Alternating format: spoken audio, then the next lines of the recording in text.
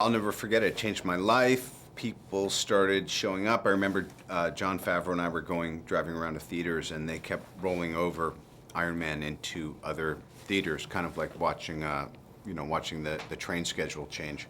And it was just so palpable, you know. But I guess people reacted as much to me and the character and Gwyneth, and the whole idea was there was just a tone to the movie that people enjoyed. We went a little batty, and then we kept working and hashing it out, and it was just this kind of never-ending pursuit of the best possible ideas, you know. We knew when we did that it kind of took away a bunch of opportunities, but we thought, no, it actually affords us more because now we have to explore what does it mean to say something but not really know what you are saying at the time. In other words, he says it because in the moment he feels that he can be direct and honest with the public, and that's going to serve him. Truth be told, is it kind of does, and it also starts bringing some strange characters from his family's past looking for him. Mickey is Ivan Vanko. He's a very, very, very smart son of an ex partner of Howard Stark, Tony's dad. So there's a kind of a road not allowed to travel that his dad kind of died in obscurity and penniless and unhappy, and yet Tony doesn't know that that he has some involvement in the reason that Tony was able to survive. So it's kind of a perfect setup for a showdown.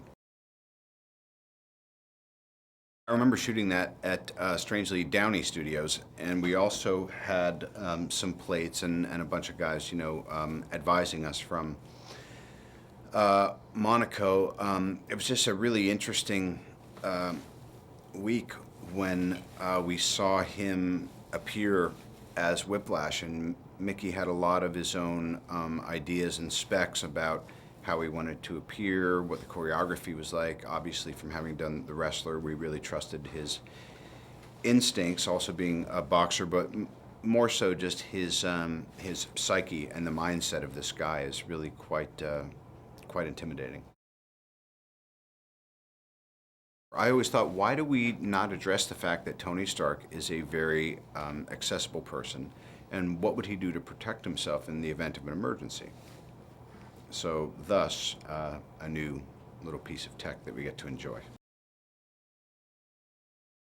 Scarlett Johansson actually has a dual role as both Natalie Rushman and Black Widow. She probably had the toughest job because it's no mystery, I think, at this point. By the time you see her in her suit, you must think, well, it's not like she dresses that way for her secretarial position. So she's kind of leading Tony back to this super secret organization he's kind of always been a part of, whether he knew it or not, which is S.H.I.E.L.D. It was so central to Iron Man's success that we thought, okay, well, are we just going to do more of that, or how do we up the stakes? And so we definitely considered that. And when you think about Gwyneth, too, you think about her being able to probably do anybody's job. So we had thought moving her way, way, way up in the company was going to be helpful, and also to change the status between she and Tony, because Pepper, even though she's still his assistant at the end of the first Iron Man, we really feel that she's his equal, and I think that a lot of our female attendees appreciated that. She's not kind of pigeonholed into the usual two-dimensional, mid-century idea of the gal. Literally a different persona, and that Don Cheadle is reprising the role. Someone I've always admired a lot. And again, to up the stakes there, anyone who looks at the poster knows that Iron Man 2 is about two Iron Men.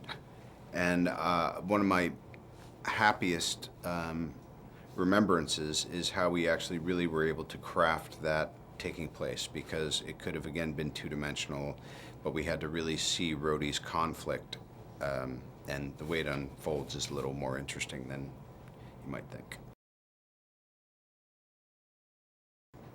John Favreau is my brother, and he also happens to be the director. I don't think either of us would be in the positions we're in if not for each other. So sometimes we have an uneasy alliance because we're kind of so conjoined by this great success. But for the most part, whenever it goes back to he and I just hashing out ideas and working in a room, that's where we belong.